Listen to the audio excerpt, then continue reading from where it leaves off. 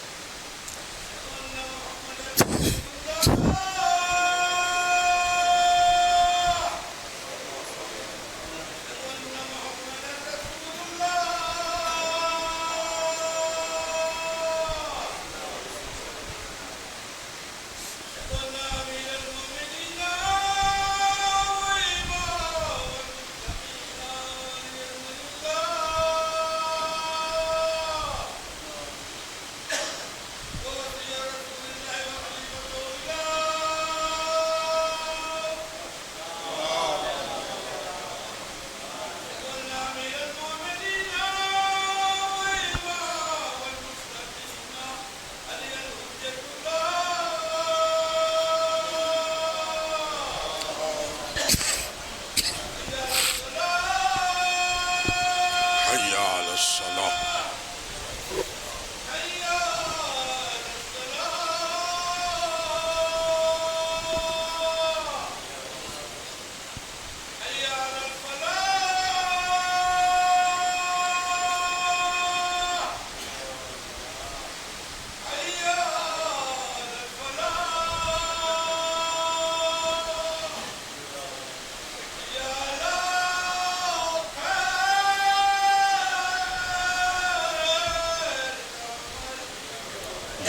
خیر العمل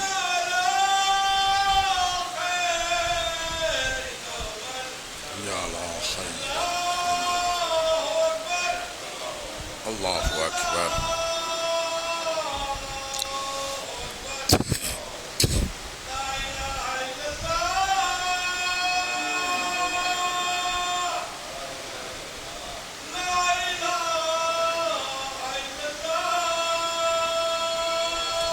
لا الہ الا اللہ۔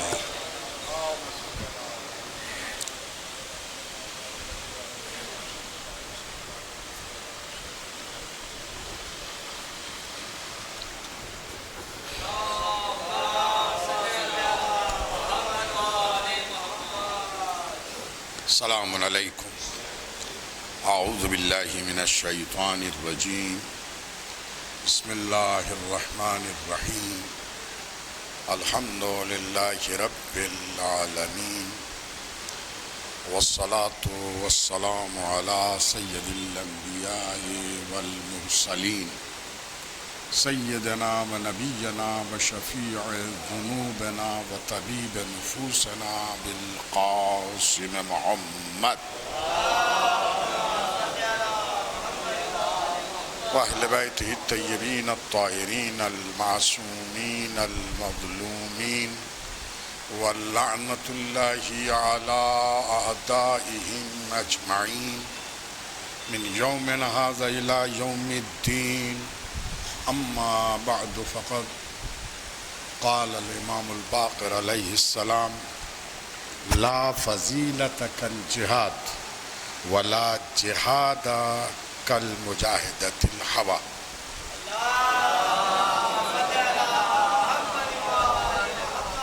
حضرات امام محمد باقر علیہ السلام کے ایک مختصر حدیث کو اس خطبے کے لیے عنوان قرار دیا ہے، کہ جس میں آپ ارشاد فرما رہے ہیں: لا فضیلت کالجہاد۔ جہاد جیسی فضیلت کوئی اور دوسری نہیں ہے، یعنی جہاد فی سبیل اللہ، برائے خدا فی سبیل اللہ جہاد کرنا سب سے زیادہ بافضیلت شے ہے۔ لا فضیلت کالجہاد ولا جہاد کالمجاہدۃ الہویٰ، اور نفس کے ساتھ، اپنی خواہشات کے ساتھ انسان کا جنگ کرنا، اس سے بڑھ کے کوئی جہاد نہیں۔ جہاد سے بڑی کوئی فضیلت نہیں ہے، اور ہوائے نفس سے جہاد کرنا اس سے بہتر کوئی جہاد نہیں۔ عزیزان گرامی، جہاد جیسا کہ آپ جانتے ہی ہیں، بہرحال آج کی اس دنیا کے اندر بہت ہی معیوب اور برا سمجھا جانے والا لفظ ہو گیا ہے۔ حالانکہ جہاد کے معنی جو آج کی دنیا مسلمانوں کے خلاف استعمال کر رہی ہے، جہاد کے وہ معنی ہے ہی نہیں۔ جہاد کے معنی ہے کوشش کرنا، یعنی دشمن کے مقابلے میں دشمن اگر حملہ آور ہو تو اپنی دفاع کے لیے کوشش کرنا۔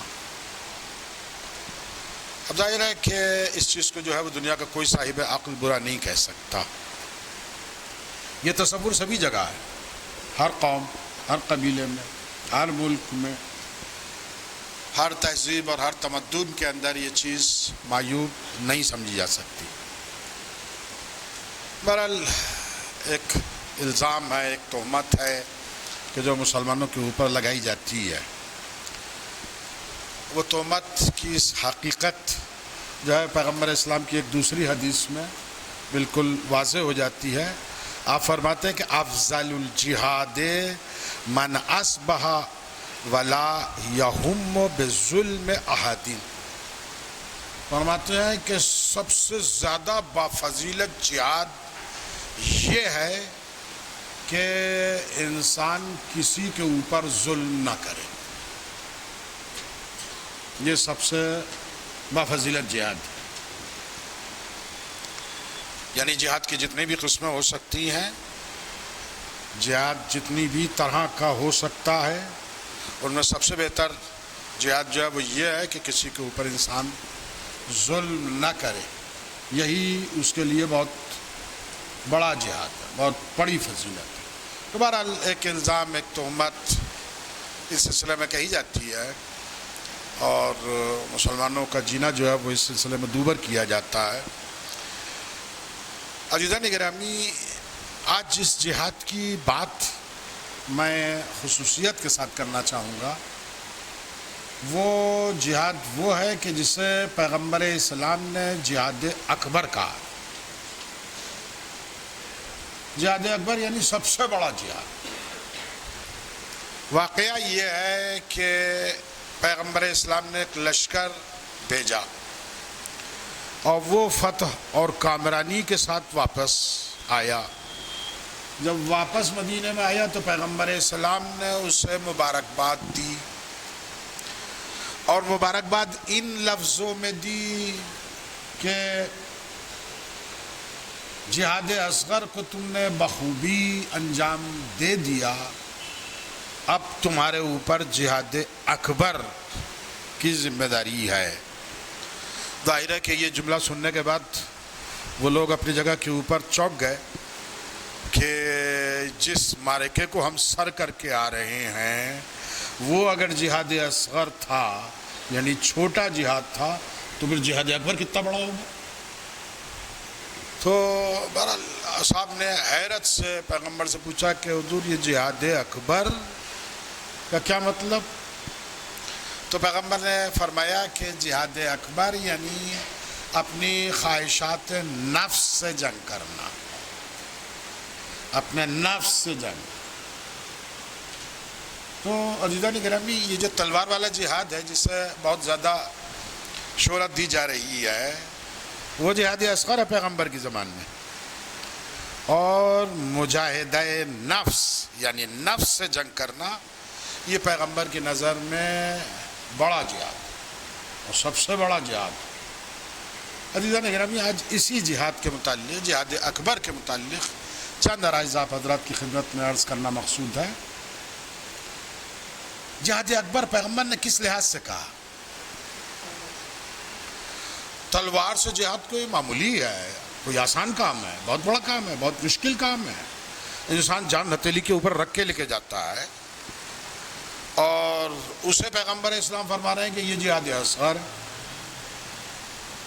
اور جہاد اکبر جسے کہہ رہے ہیں اللہ ظاہر ہم یہ سمجھتے ہیں کہ انسان کا خواہشات سے جنگ کرنا، خواہشات کے اوپر کنٹرول کرنا، اپنے نفس کو قابو میں رکھنا، نہ اس میں جان جانے کا کوئی معاملہ ہے، نہ میدان میں اترنے کی کوئی بات ہے، لیکن پیغمبر اسلام کی نظر میں یہ جہاد اکبر ہے۔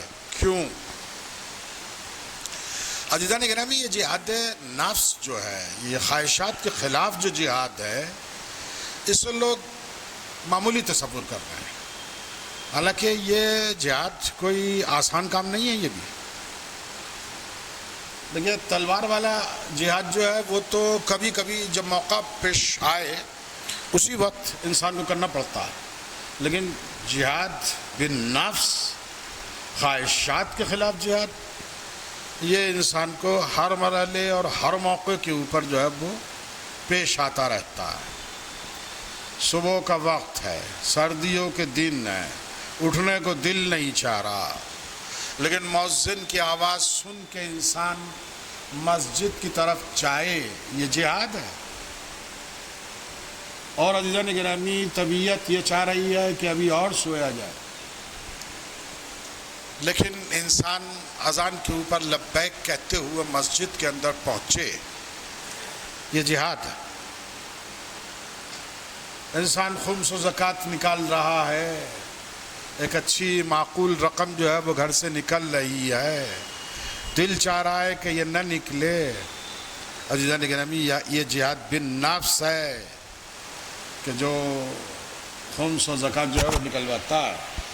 اسی طرح سے دیگر فرائض ہیں، دیگر معاملات ہیں کہ جہاں انسان کو خواہشات سے جنگ کرنی پڑتی ہے۔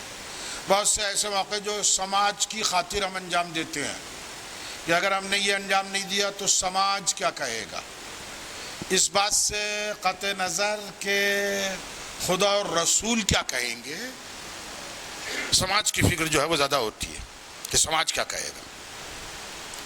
مثلا مرحومین کے لیے ایصال ثواب کی مجلس ہے، سویم، چہلم، برسی، یہ تمام چیزیں۔ اب یہاں انسان اپنی شان و شوکت کا مظاہرہ اگر نہ کرے تو انسان اپنی جگہ کے اوپر یہ سوچتا ہے کہ لوگ کیا کہیں گے۔ والد صاحب کوئی روز تھوڑا ہی مرتے ہیں، والدہ کا انتقال کوئی روز تھوڑا ہی ہوتا ہے، لوگ کہیں گے کہ صاحب بڑے بخل سے کام لیا، کنجوسی سے کام لیا، شایان شان چہلم نہیں کیا۔ عزیزان گرامی، چہلم جو ہے وہ شایان شان نہیں ہوتا ہے، چہلم جو ہے وہ ایصال ثواب کا ذریعہ ہے، اور ایصال ثواب نہ ہو لیکن چہلم جو ہے وہ شایان شان ہو جائے، عزیزان گرامی، ایسے چہلم سے کوئی فائدہ نہیں۔ یہ صرف اسراف ہے، یہ صرف فضول خرچی ہے اور حماقت ہے، اس سے آگے کے یہ کوئی چیز نہیں ہے۔ اصل ہے ایصال ثواب، مرحوم کا ایصال ثواب کرنا وہ طرح طرح کے کھانوں سے نہیں ہوتا، وہ ایصال ثواب جو ہے وہ ان مجلسوں سے کہ جن سے امام باڑے کی چھتیں اڑ جائیں، اس سے ایصال ثواب نہیں ہوتا۔ ایصال ثواب اخلاص کے ذریعے سے ہوتا۔ ایصال ثواب جو ہے وہ جو ایصال ثواب کے طریقے بتائے گئے اس پہ ہوتا۔ مرحوم کی طرف سے صدقہ دیا جائے، کتنے لوگ صدقہ دیتے ہیں؟ مرحوم کی طرف سے پہلا کام صدقہ دیا جائے، اس کی تاکید ہے، حدیث میں تاکید ہے، چونکہ ایصال ثواب کا بہترین ذریعہ ہے، اہل بیت کا بتایا ہوا ہے، لیکن چونکہ صدقہ دیتے میں جو ہے وہ کوئی شان و شوکت کا مظاہرہ نہیں ہو پاتا۔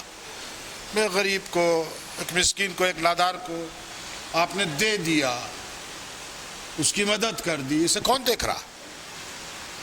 دیکھتے جس چیز کو ہے وہ یہ ہے کہ دسترخوان کتنا بڑا تھا، اس میں کیا کیا چیزیں تھیں۔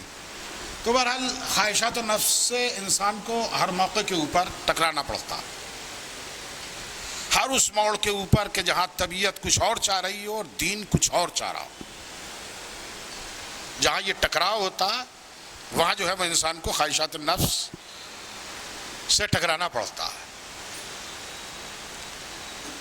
ایک طالب علم مثلا جیسے اب طبیعت جو ہے وہ یہ چاہ رہی ہے کہ سویا جائے، طبیعت یہ چاہ رہی ہے کہ تھوڑی تفریح کی جائے، لیکن امتحان کا ایک بوجھ طالب علم کو جو ہے وہ اس بات کے اوپر مجبور کرتا ہے کہ وہ کتاب پڑھے، محنت سے پڑھے، اسے ٹکرانا پڑتا ہے اپنی طبیعت سے، اپنے نفس کے اوپر بار ڈالنا پڑتا ہے، زور دینا پڑتا ہے، تب وہ کامیابی میسر ہوتی ہے۔ اسی طرح سے ایک دنیاوی امور آپ لے لیجئے، ایک دکاندار ہے، وقت کے اوپر دکان کھلے، طبیعت نہیں چاہ رہی، یعنی انسان چاہ رہا ہے کہ ابھی اور سو لے، ابھی اور آرام کر لے اور اطمینان کے ساتھ چلا جائے، لیکن وہ دکانیں جن کا کوئی وقت ہی نہیں ہوتا کھلنے کا اور بند ہونے کا، وہ دکانیں چل نہیں پاتی۔ جہاں یہی طے نہ ہو کہ یہ دکان کب کھلے گی اور کب بند ہوگی، گاہک بھی یہی سوچتا رہتا ہے کہ پتہ نہیں میں جاؤں گا وہاں پہنچوں گا تو دکان کھلی ہوئی ہوگی یا بند ہوگی۔ تو ایسی دکانیں جو ہے وہ چلتی نہیں ہیں، ایسے کام جو ہے وہ چلتے نہیں ہیں، ایسی ملازمتیں جو ہے بہت دیر تک باقی نہیں رہتی۔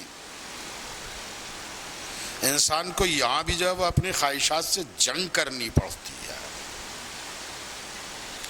بہت سے معاملات ہیں، آپ اگر انہیں شمار کرنا چاہیں تو واقعاً شمار نہیں کر سکتے کہ جہاں ہمیں اپنے نفس سے جو ہے وہ جنگ کرنی پڑتی ہے۔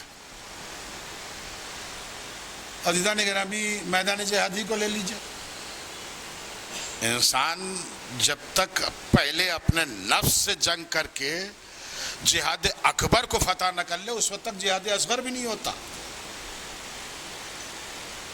یعنی میدان جنگ میں جائے گا وہی جو اپنے خواہشات نفس کے اوپر قابو رکھے ہوئے ہوگا، اور اگر نفس قابو میں نہیں ہوگا تو میدان جہاد میں پہنچ کے بھی فرار کی سوچے گا۔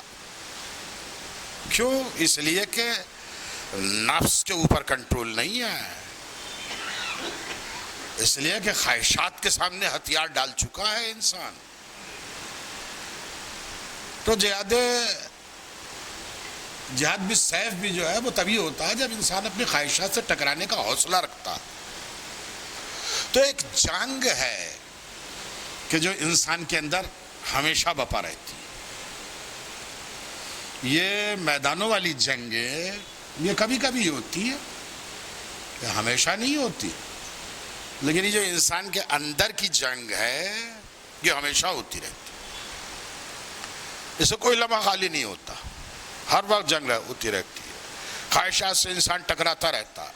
وہ لوگ جو خواہشات کے سامنے ہتھیار ڈال دیتے ہیں عزیزان گرامی، وہ شکست سے دو چار ہو جاتے ہیں۔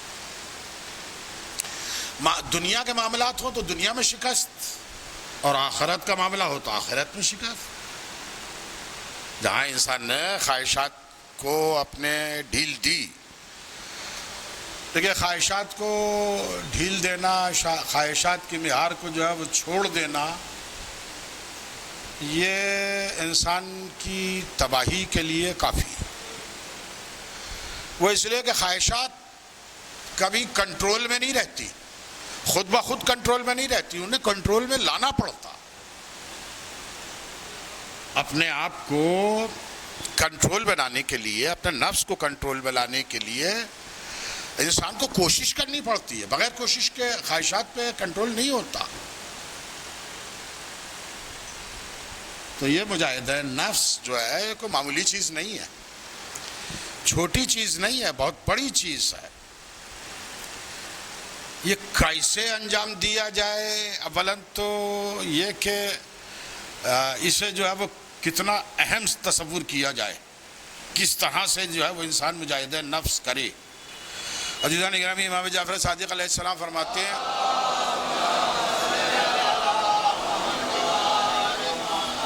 مجاہدہ نفس ایسے کرو کہ جیسے نفس تمہارا دشمن ہے،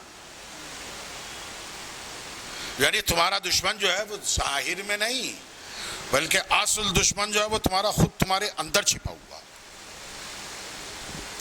فرماتے ہیں اجعل نفسک عدوا تجاہدہ، اپنے نفس کو اپنا دشمن قرار دو۔ اور دیکھیں دشمن بھی کیسا؟ یہ خواہشات نفس جو ہے عزیزان گرامی، یہ بھرپور طور کے اوپر انسان کا نفس جو ہے وہ اپنی پوری طاقت کے ساتھ، اپنے پورے امکانات کے ساتھ جو ہے وہ دشمنی کر رہا ہے انسان کے ساتھ، اپنے پورے تجربے اور پورے حربے استعمال کرتے ہوئے نفس سے انسان کو دھوکہ دینے کی کوشش کر رہا ہے۔ تو ایسا دشمن کہ جو ہمہ وقت جو ہے وہ انسان کی دشمنی پہ اترا ہوا ہو، ظاہر ہے کہ ایسے دشمن سے لڑنا کوئی آسان کام نہیں ہوتا۔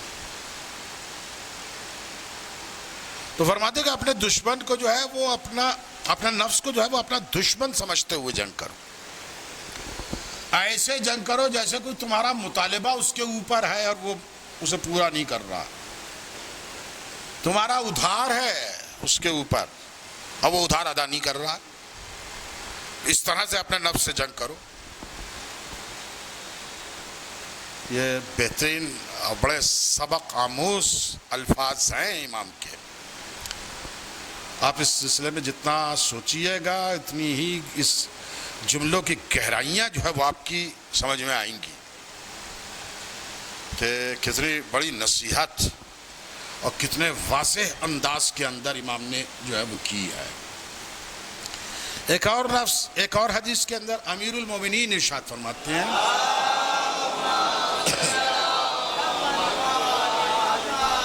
فرماتے ہیں کہ جاہد نفسک، اپنے نفس کے ساتھ جہاد کرو، وحاسبھا، اور اس کا محاسبہ کرو، یعنی اس کے اوپر نظر رکھو، اس کی اوپر جو ہے وہ کیا کچھ کر رہا ہے، اس چیز کا جائزہ جو ہے وہ وقتاً فوقتاً لیتے رہو، محاسبہ کرتے رہو، اپنے نفس کا محاسبہ کرتے رہو۔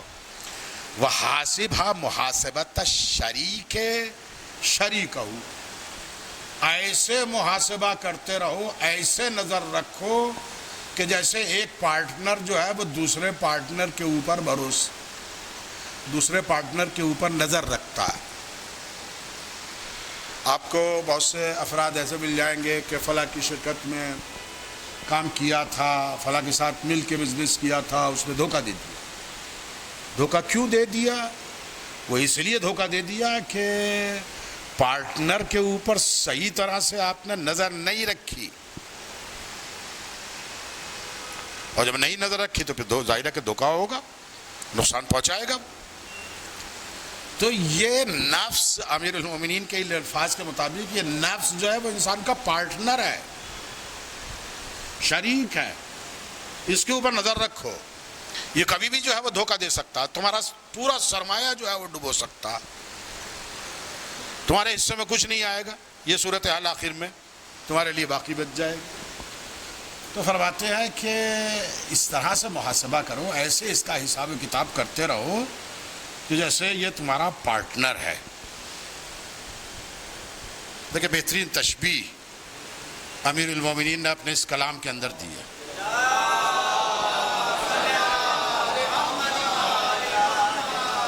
دیکھیں شریک اس لیے قرار دیا ہے کہ بغیر نفس کے انسان جی نہیں سکتا۔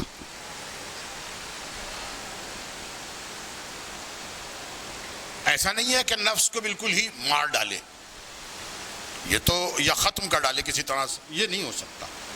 یہ رہنا ہے انسان کے ساتھ، اور جب تک اس دنیا کے اندر ہے یہ رہے گا۔ تو جب ساتھ رہنا ہے اور ہوشیاری کے ساتھ رہنا ہے، یہ نفس کہیں دھوکہ نہ دے دے، یہ نفس کہیں گمراہ نہ کر دے، تو عزیزان گرامی اس کا محاسبہ کرتے رہنے کی ضرورت ہے۔ اور دیکھیے جو لوگ اپنا نفس کا محاسبہ کرنا سیکھ جاتے ہیں، عزیزان گرامی وہ دنیا اور آخرت دونوں جگہ کے اوپر کامیابی میسر کر لیتے ہیں۔ لیکن ہم دوسروں کا محاسبہ نہیں کر سکتے، دوسروں کا حساب و کتاب ہم نہیں کر سکتے، لیکن انسان خود اپنا محاسبہ کر سکتا ہے۔ انسان دوسروں کو دھوکہ آسانی سے دے لیتا ہے، لیکن خود اپنے نفس کو دھوکہ انسان جو ہے وہ آسانی کے ساتھ نہیں دے پاتا، اسے حقیقت معلوم ہے۔ ان لوگوں کو چھوڑ دیجئے جو اپنے نفس کے متعلق جو غلط فہمیوں کا شکار ہوتے ہیں، وہ چند ہی لوگ ہوتے ہیں جو اپنے نفس کو جو ہے وہ بالکل ہی نظر انداز کر کے اور خواہشات کے پیرو بن جاتے ہیں. ان لوگوں کی بات چھوڑیے. لیکن ایک عام انسان جو ہے وہ اپنی غلطی کی طرف متوجہ ہوتا ہے، اپنا محاسبہ جو ہے وہ انسان کر سکتا ہے. مصیبت اور پریشانی یہ ہے کہ ہم دوسروں کا حساب و کتاب تو کرنے کے لیے آمادہ رہتے ہیں. فلاں شخص بہت برا انسان ہے، دین نام کی کوئی چیز نہیں ہے. خود اپنے بارے میں عزیزان گرامی خود اپنے بارے میں جو ہے وہ خاموشی اختیار کر لی جاتی ہے. اپنے بارے میں جو ہے وہ سوچنے کی زحمت جو ہے وہ انسان نہیں اٹھاتا. دیکھیں دوسروں کے متعلق سوچ کے انسان کچھ حاصل نہیں کر سکتا. کیا ملے گا؟ کیا حاصل ہوگا؟ کچھ بھی حاصل نہیں ہو سکتا. لیکن اگر انسان اپنا محاسبہ کر لے، اپنی غلطی کی طرف متوجہ ہو جائے، تو اس سے بڑھ کے جو ہے وہ انسان کے لیے کامیابی کا کوئی دوسرا راستہ جو ہے وہ نہیں ہو سکتا. ایک حدیث میں ہے کہ خداوند عالم اگر اپنے بندوں کے اوپر کبھی مہربان ہوتا ہے تو اسے اس کے عیب دکھا دیتا ہے. اسے اس کے عیب دکھا دیتا ہے. اور دیکھیے جس انسان کو اپنے عیب نظر نہ آئے اس کے عیب کبھی نہیں دور ہو سکتے. وہ ہمیشہ اپنے عیب اور اپنی برائیوں کے اندر گھرا رہے. عیب سے نجات وہی پائے گا کہ جو عیب جس عیب کا اسے پتہ چل جائے. عزیزان گرامی ایک حدیث کے معنی و مفہوم بھی یہی ہے. دوست وہ ہے کہ جو تمہارے عیب تمہیں بتا دے. لوگ سمجھتے ہیں کہ دوست وہ ہے کہ جو تعریف کرے. تعریف کرنے میں جو ہے وہ زمین و آسمان جو ہے وہ ایک کر ڈالے. اسے سمجھتے ہیں کہ یہ ہمارا دوست ہے. حدیث میں کہا جا رہا ہے کہ دوست وہ ہے کہ جو تمہیں تمہارے عیب بتا دے. تمہاری تعریفیں جو ہے وہ تمہیں گمراہ کر سکتی ہیں. تمہاری تعریفیں جو ہے وہ تمہیں گمراہ کر سکتی ہیں. لیکن عزیزان گرامی اگر عیب بتا دیے جائیں، دیکھیں اس کے اوپر انسان کو برا نہیں ماننا چاہیے. اگر کسی نے وضو کرتے ہوئے یہ بتا دیا کہ یہ وضو غلط ہے تو یہاں جو ہے وہ اس کا شکریہ ادا کرنے کا مقام ہے، نہ یہ کہ لڑنے کا. اگر بتا دیا جائے کہ یہ غلطی آپ کر رہے ہیں تو یہ اس نے احسان کیا ہے. لیکن انسان جو ہے وہ برا مان جاتا ہے کہ صاحب اس کی یہ جرات کہ جو یہ ہماری وضو کو غلط بتائے. یہ بہرحال ایک بڑی کوتاہی ہے کہ جو عام طور کے اوپر ہوتی ہے. تو بہرحال نفس کے ساتھ جہاد. آخری چیز جو میں اس سلسلے میں عرض کرنا چاہوں گا، لیکن نفس کے ساتھ جہاد جو ہے وہ تلوار سے نہیں ہوتا، نیزوں اور تیروں سے نہیں ہوتا. نفس کے ساتھ جہاد جو ہے وہ علم کی روشنی میں ہوتا ہے. انسان پہلے دین کو تو جانتا ہو، اور اگر دین ہی کو نہ جانتا ہو تو پھر کیسے مجاہدہ نفس کرے گا؟ پھر کیسے اپنے نفس کو کنٹرول میں کرنے کی کوشش کرے گا؟ تو پہلی چیز، بنیادی چیز عزیزان گرامی انسان کے لیے یہی ہے کہ وہ علم کی روشنی میں. دیکھیں سادہ سادہ علم جو ہے وہ کسی کام کا نہیں ہے جب تک کہ اسے علم کو عمل کے میدان میں لڑایا جائے. اور جب علم عمل کے میدان میں آتا ہے تو عزیزان گرامی انسان کے لیے جو ہے وہ مفید بنتا. تو مجاہدہ نفس انسان کرے علم کی روشنی میں. پہلے دین کو سمجھنے کی کوشش کرے، اس کے بعد جو ہے وہ انسان مجاہدہ نفس کی منزلوں کے اوپر انسان آتا ہے. یہ دین عزیزان گرامی ایسا نہیں ہے کہ ہماری خواہشات کے حوالے کر دیا گیا ہو کہ جدھر تمہاری خواہشات جائیں اسی کو جو ہے وہ دین سمجھ لو. حالانکہ بہت سے لوگ یہی کرتے ہیں، اپنی خواہشات ہی کو جو ہے وہ دین سمجھتے ہیں، حالانکہ ایسا نہیں ہے. دین اللہ کا طے کرتا ہے، دین پیغمبر کا لایا ہوا ہے، دین کی وضاحت اہل بیت علیہ السلام نے کی ہے. کسی کی خواہشات کا پابند نہیں ہے دین. ہمیں دین کا پابند ہونا ہے، نہ یہ کہ دین کو اپنا پابند بنانا.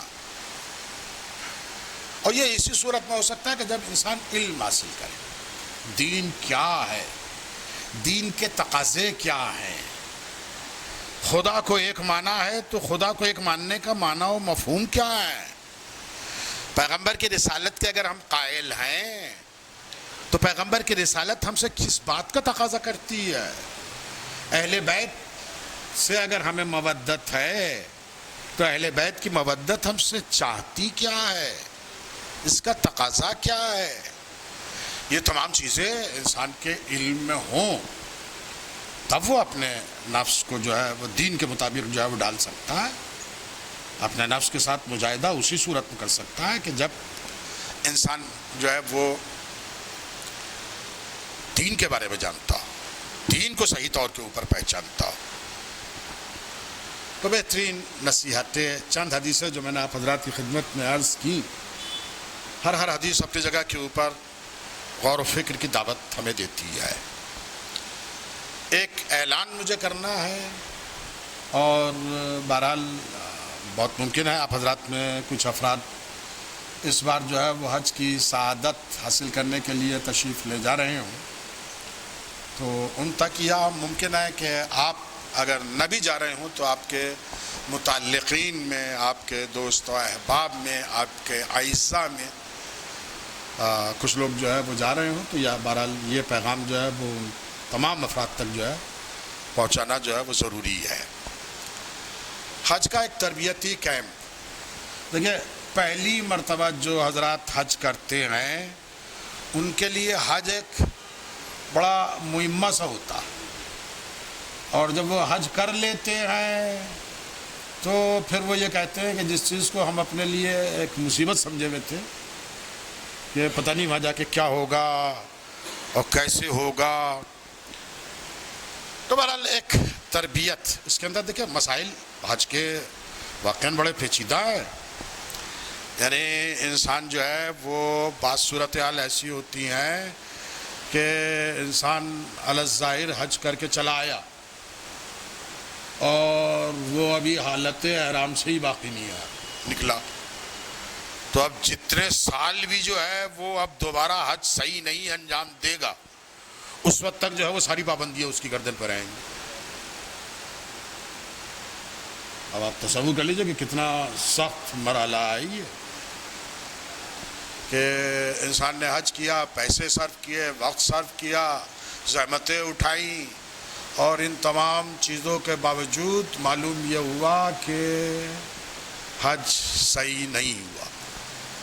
صحیح نہیں ہوا کا مطلب یہ ہے کہ پھر جو ہے وہ احرام جو باندھا گیا تھا وہ ابھی تک اترا نہیں ہے. احرام کی ساری پابندیاں جو ہے وہ ہندوستان میں آنے کے بعد بھی باقی ہیں. یہ صورتحال واقعاً بہت خطرناک ہے. تو یہ حج کے مسائل جو ہے بہرحال اپنی جگہ کے اوپر اہمیت رکھتے ہیں، اور ان کا جان لینا جو ہے وہ بہت ضروری ہے. تو 5 مئی آنے والا مہینہ، اس کو امامیہ حال میں ایک تربیتی کیمپ حج کے متعلق اتوار کا دن ہوگا، اور صبح 10 بجے سے لے کر 5 بجے تک جو ہے وہ تربیتی کیمپ جاری رہے گا. تو بہرحال آپ حضرات جہاں جو لوگ حضرات جا رہے ہیں ان تک یہ میسج جو ہے وہ پہنچانے کی ذمہ داری جو ہے وہ پوری کریں. مستورات بھی ظاہر ہے کہ جائیں گی اور جاتی ہیں اور جانا چاہیے، ان کے لیے بھی جو ہے اس کے اندر شرکت جو ہے وہ اس کا بندوبست بہرحال کیا گیا ہے، اور بہرحال وہاں جو لوگ مسائل بیان فرمائیں گے مولانا منظر صادق صاحب قبلہ، آپ میں سے بہت سے حضرات ان سے واقف ہوں گے، بہرحال بہت سے حج انجام دے چکے ہیں اور علمی اعتبار سے واقعاً باصلاحیت اور اہم مقام رکھنے والے لوگوں میں سے ہیں۔ دوسرے مولانا تصدیق صاحب جو اوکھلا جامع مسجد کے امام جمعہ ہیں، اور تیسرا یہ حقیر، بہرحال حقیر تو حقیر ہی ہے، تو بہرحال یہ تینوں جو ہے وہ وہاں مسائل حج کے متعلق بیان کریں گے۔ تو آپ حضرات سے میری گزارش ہے کہ اس اطلاع کو جو ہے وہ آپ دیگر افراد تک پہنچانے کی کوشش کریں۔ آخر میں بارگاہ خداوندی میں یہ دعا کرتے ہوئے کہ بار الہ تو توفیق عنایت فرما کہ تعلیمات اہل بیت اور قرآن کے اوپر گامزن ہو۔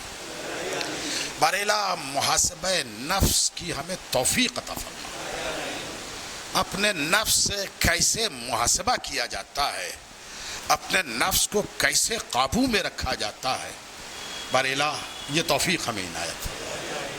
ہمارے گناہوں کو بخش دے، تمام مومنین و مومنات وہ جہاں کہیں ہوں اور جن زحمتوں اور پریشانیوں کے اندر مبتلا ہوں، بار الہ ان کی زحمتوں اور پریشانیوں کو دور فرما۔ خصوصیت کے ساتھ مومنین و مسلمین فلسطین ان کی مدد فرما۔ بار الہ امام کے ظہور میں تاجیل فرما، ہمیں ان کے اصحاب و انصار میں شامل فرما۔ بسم اللہ الرحمن الرحیم، والعصر ان الانسان لفی خسر الا الذین آمنوا وعملوا الصالحات وتواصوا بالحق وتواصوا بالصبر۔